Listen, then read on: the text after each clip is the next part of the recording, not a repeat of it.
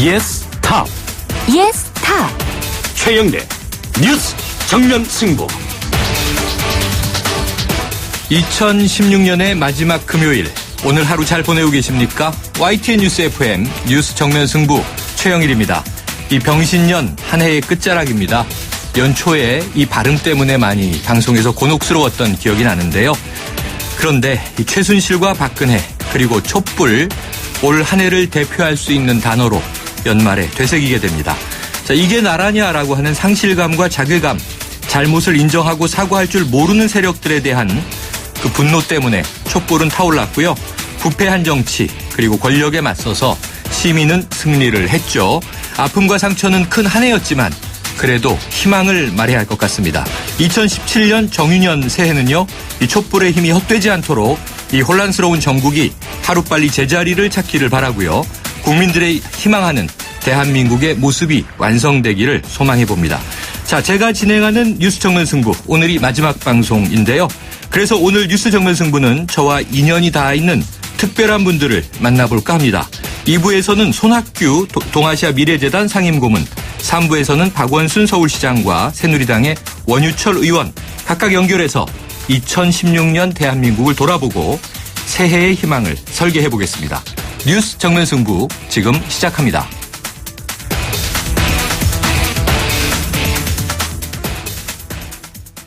네, 연말 특집으로 준비한 이 박근혜 최순실 게이트 오적 순서가 첫 번째입니다. 지금까지 뒤집어도 우병우, 법꾸라지 김기춘, 순실이 최순실까지 이제 서머리를 해봤는데요.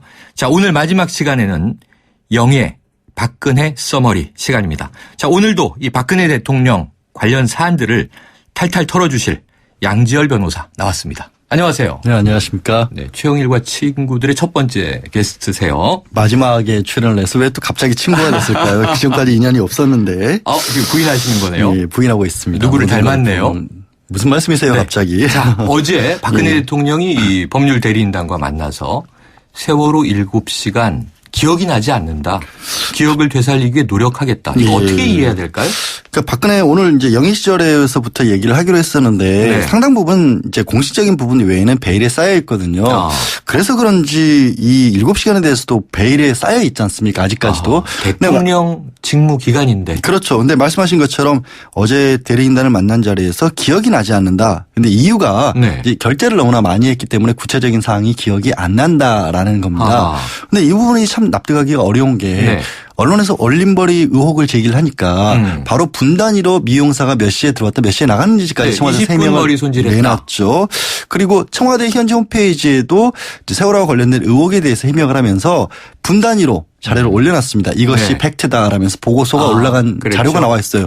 만약에 정말로 결재 때문에 그런 거라면 그 보고서들의 결재를 한 거 아니겠습니까? 기억이 안 나는 게 아니라 이미 청와대에 올려있는 자료들에 다 결재를 했다는 거니까 사실 시간이 다 맞아 떨어져야 되는데 왜 기억이 안 난다라고 해서 또 한 번 국민들을 당황시키시는지 모르겠습니다. 결재가 핑계가 좀 쉽지 않은 게 대통령이 하는 결재는 전자문서로 초단위까지 기록이 되죠. 예, 대통령 기록물관리법에 의해서 그렇게 엄격하게 관리가 되고 있기 때문에 그게 기록이 남아 있으면 대통령이 기억이 안 나신다는 것이 거짓말이 되는 셈이고 그게 안 남아 있으면 이게 또 문제가 되는 거죠. 결재한 그 시스템 기록을 제출해도 되겠군요. 자, 이 박근혜 대통령의 출생과 은둔생활 기간까지 간략하게 한번 요약해보죠. 어떤가요? 일단 이제 52년생이시고요. 지금 사건을 일으킨 최순실보다 4살이 많으십니다. 중고등학교 시절을 거쳐서 대학에서는 전자공학도 공학 학사를 받았고 수강대를 나왔죠. 74년도였는데 졸업을 하셨는데 이제 그 같은 해에 74년도에 유경수 여사가 이제 돌아가시는 그런 일이 있었죠. 그런데 그 같은 해에 걸스카우트 명예총재도 맡았고요. 이 74년을 좀 기억해 주셨으면 좋겠는 게 이때 이제 나중에 말씀드리겠지만 최태민과의 인연이 이때 시작됐다라는 게 전반적인 얘기고요. 박정희 대통령은 사실 72년 원래 이제 1961년도에 이른바 5.16 군사 정변을 일으켜서 대통령 자리에 오르지 않습니까? 그러고 나서 79년 이제 김재규 씨 저격으로 사망할 때까지 17년간 장기 집권을 했는데 74년도에 유경수 여사가 사망을 하셨으니까 사실은 그때부터 79년까지는 사실상 퍼스트 레이디로서의 네. 뭐 역할을 맡았던 것이고 네네. 이후에 이제 신군부가 들어와서 전두환 그 전 대통령이 신군부 집권 이후에는 네. 유경재단 이사장을 한 10년 가까이 맡거든요. 네. 그때 무슨 일이 있었냐면 이제 현재도 사이가 안 좋으신 박지원, 박근령 남매와 친동생들. 친동생들과 각종 소송전들을 벌이면서 유경재단의 주도권을 쥐고 네. 지금도 연락을 잘 안 하시고 뭐 엊그제 이제 크리스마스에 박근령 동생이죠. 작은 화분을 하나 청와대에 선물로 맡기고 갔다고 하는데 가족들과도 소통을 잘 안 하시게 된 계기가 네. 됐던 거고 93년부터는 한국문화재단 이사장하고 영남대학교 이사장을 또 잠깐 맡았었습니다. 그런데 이때도 사실 영남대학교를 주로 관리했던 거 유경재단도 마찬가지였는데 네. 그때도 최태민 씨라든가 아니면 최태민 씨의 다른 아들이었던 조순재 씨가 실질적인 업무를 맡았었고 네. 그래서 영남대학교와 관련돼서는 조순재 씨가 영남대학교 재단에서 뭐 관리하기로 했던 부동산 같은 것들을 처분했던 부분도 상당히 문제가 되고 네. 있기도 하고요. 본격적으로 정치에 입문하게 된 것은 1998년도입니다. 그때 15대 국회의원이 됐었고 그렇죠. 이후로 선거 때마다 승승장구했고 무엇보다도 이제 2004년도, 2006년도 한나라당 대표 최고위원을 맡았는데 그 시점쯤에 이제 한나라당이 상당히 위기를 겪었죠. 그랬죠. 그때 뭐 차떼기 정당이라는 얘기도 네. 나왔었고 이른바 천막 당사 뭐 국가에 뭐 헌납을 하겠다 재산을 그러면서 네. 국민들 앞에 죄송하다라고 하면서 임시 거처를 마련해서 굉장히 거의 몰락 수준으로 가던 한나라당을 이렇게 세우면서 선거의 여왕이라는 그렇죠. 칭호를 그때 받죠. 잔다르크 같은 이미지 선거의 여왕 이렇게 불렸습니다. 다만 이제 2007년도에 이명박 후보와 경선 과정에서 패하면서 이제 대통령으로서 나서게 된 것은 2012년도가 됐던 것이죠. 네. 그런데요, 지금 말씀드린 과정 중에 중간중간 잠깐 말씀을 드렸지만 최태민 씨가 끊임없이 개입을 해 있었고요. 네.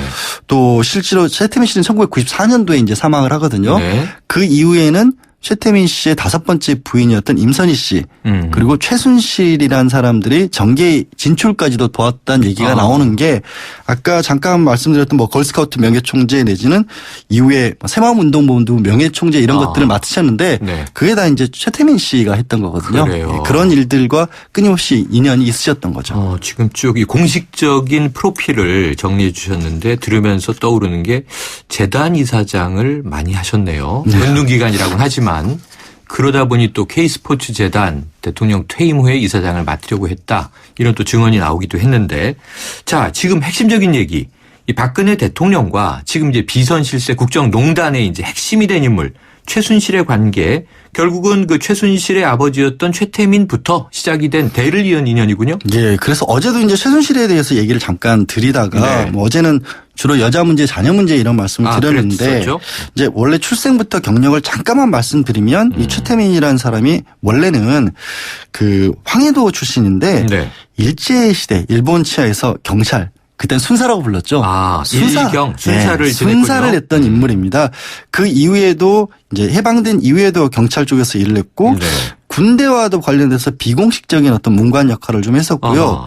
나중에 행적이 정말 왔다 갔다 하는데 네. 뭐 대한비누공업협회 이사장 같은 걸 맡았고 네. 신문사에서도 활동을 하다가 비인가 학교의 교장도 일을 했었고요. 네. 그러다가 나중에 70년대에 와서 어떤 일을 하냐면 많이 언론에서 알려진 바와처럼 불교, 기독교, 천도교라는 것을 종합해서 영세교라는 걸 만듭니다. 종교까지. 네, 종교를 만들어서 그때 뭐 체육관 같은 데 신문 광고를 내서 고통받고 뭐 질병이라든가 경제적인 어려움으로 고통받고 있는 사람들을 네. 자신에게 오면 다 나아주게 해주겠다라는 걸 신문에 광고까지 해요. 본인의 이름으로. 그랬던 사람인데 중요한 게 이제 아무래도 박근혜 대통령과의 인연 아니겠습니까? 그렇죠.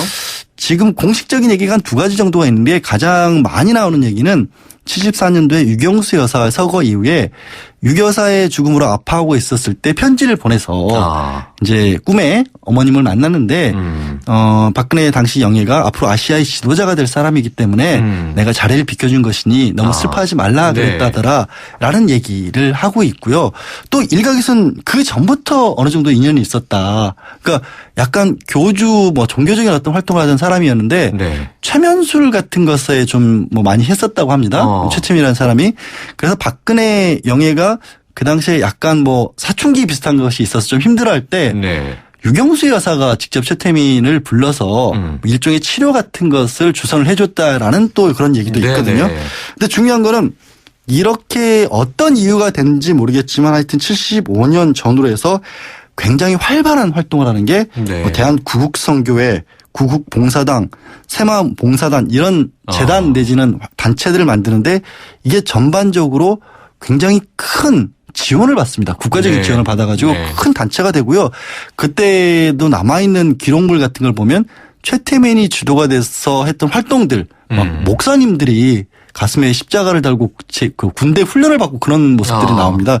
그런 것들을 다 주도했었고 심지어 어떤 얘기도 나왔냐면 그때 하는 것들 과정에서도 박근혜 영의와 너무 가깝게 지내니까 박정희 전 대통령이 친국을 열어서 두 사람 사이를 떼놓으려고 시도를 했었다. 그런데 실패를 했다라는 얘기도 있고 더 충격적인 것은 사실 김재규 이제 박정희 전 대통령을 암살했던 김재규 중앙정보부장이었죠.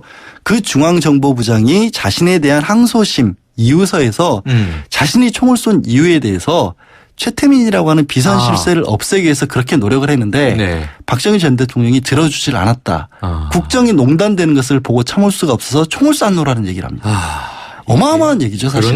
그러네요. 이게 만약에 사실이면 최태민 때문에 박정희 대통령은 죽음을 맞고 정권에서 물러나는 셈이 되는 거고 그럴게요. 박근혜 대통령은 지금 그에 따른 최순실로 인해서 오늘의 사태를 맡고 있는 겁니다. 그러니까 79년 그 우리가 선친 때라고 하는데 박정희 대통령 서거 시기에 흔히 그냥 경호실장 차지철과 중앙정보부장 김재규가 권력 다툼을 했다 이렇게만 알고 있었는데 그렇죠. 전혀 다른 이야기가 숨어 있었습니다. 그러니까 그게 근데 다른 얘기가 아니라 공식적인 서류 재판 법원에 얘기를 한 겁니다. 본인이 진술한 걸 본인이 테고요. 그렇게 진술한 거예요. 자, 그게 지금은 그럼 최태민이 남긴 지금 막대한 것으로 추정되는 이 부정축제냐 재산 내역이 뭐냐 이게 지금 또 특검이 수사를 하고 있는데 자 박근혜 대통령이 지금 말씀하신 이 은둔 생활을 접고요. 최태민 씨가 94년에 사망 그리고 98년에 정계 입문하게 되잖아요. 그렇습니다. 물론 이제 이 정말 장기 집권을 했던 대통령의 딸인 건 사실이지만 정계 입문할 때는 또 정치인으로서의 뭔가 본인의 의지, 비전 뭐 여러 가지 또 주변 사람들의 조력 이런 게 필요한데 입문하게 된 계기와 주변 세력은 어떤 인물들이었어요? 그 부분에도 사실은 여전히 최태민의 그림자가 아른거리는 것으로 그래요? 보이는 게 최태민은 94년도에 사망을 했는데 그 전까지도 주변에 했던 얘기들이 최태민이 이제 박정희 전 대통령 사망 이후에도 굉장히 많은 재산들을 받았고 아까 말씀드린 것처럼 영남대나 유형재단 관리에도 실질적으로는 그 관리를 했다라는 얘기가 있고 그 재산들을 가지고 이미 그때부터 박근혜 대통령 만들기 프로젝트에 들어갔다라고 하거든요. 그래서 그 재산을 고스란히 물려받은 게 다섯 번째 부인인 임선희 씨, 최순실의 어머니거든요. 임선희 씨와 최순실이 그때부터도 그러니까 최태민 씨 사후부터도 주변에 이거는 이 재산은 박근혜 그 당시 영예를 대통령으로 만들기 위해서 필요한 재산이다라는 거를 자금이다. 주변에는 거의 공공연하게 했다라는 거예요. 그래서 아시겠지만은 이제 최순실이라는 사람이 어제 잠깐 말씀드린 것처럼 말씀드린 새마음봉사단에 이제 박근혜 대통령이 명예총재할 때 본인은 대학생 총학생회장이었고 함께 다녔던 모습들이 지금도 사진에 남아 있거든요. 그리고 어딜 가나 그 이후에 심지어는 이제 박정희 전 대통령 사후에는 최태민의 집에서 상당 기간 그 머물렀다 박근혜 대통령이 그런 진술들도 나오고 있고 하다 보니까 여전히 그러면 경제력을 그렇게까지 뭐 최태민 일가가 가지고 있었다라면 정치라고 하는 것도 결국에는 자금이 필요하죠. 갑작스럽게 나설 수는 없는 거 아니겠습니까? 아무래도 박근혜 대통령의 정계에 진출에도 이 임선희, 최순실 이 사람들이 도와준 게 아니냐라는 얘기가 나올 수밖에 없고 이 얘기를 가장 직접적으로 많이 했던 사람은 사실은 최순실의 한 뭐 20년 가까이 운전기사 역할을 했던 분이 이제 한 언론에 나와서 진술한 바가 있죠. 얘기를 했었죠. 네. 지금 뭐 숨어 있었던 이야기 74년, 79년 그리고 98년 정계 입문하면서부터 이야기를 쭉 나눠봤고요. 결국 2012년에 대통령으로 선출이 되었는데 집권 4년 차 지금 여러 가지 문제로 탄핵이 지금 진행 중인 거죠. 현재도 진행 중이고 많은 혐의를 받는 상황이 됐습니다. 그 때문에 뭐 지금 1,000만 명 가까운 국민들이 촛불광장에 쏟아져 나오기도 했죠. 앞으로 이 사안 결국은 핵심은 대통령 권력 그 자리에 앉아 있었기 때문에 큰 문제가 된 거 아니겠습니까? 계속 나눠보도록 하고요. 오늘 말씀은 여기서 정리하죠. 네, 고맙습니다. 오늘 고맙습니다. 지금까지 양지열 변호사였습니다. 임플란트 아플까? 오래 걸릴까? 네오 하세요. 네오 임플란트는 시술 받는 사람의 편안함까지 생각하니까 환자를 생각하는 임플란트 네오 임플란트 네오 하세요. 임플란트는 의료기기이므로 치과 전문의와 상담하여 결정하세요. 안녕하세요. 창업 컨설턴트 이랑주입니다. 제가 창업 꿀팁 하나 알려드릴게요. 바로 KT 성공팩. 매장에 필요한 인터넷, 와이파이, 카드 단말기, CCTV 등 전화 한 통이면 설치부터 AS까지 한 번에 가능하죠. 창업 필수품 KT 성공팩 1588-0114. 크리네어 테크. 크리네어 테크 집중기. 주물 작업, 연마 작업, 페인트 작업. 분진가스, 냄새, 연기 작업장 분진. 이 세상에 못 없애는 분진이 어딨어. 크리네어 테크 기술력이 끝내줍니다.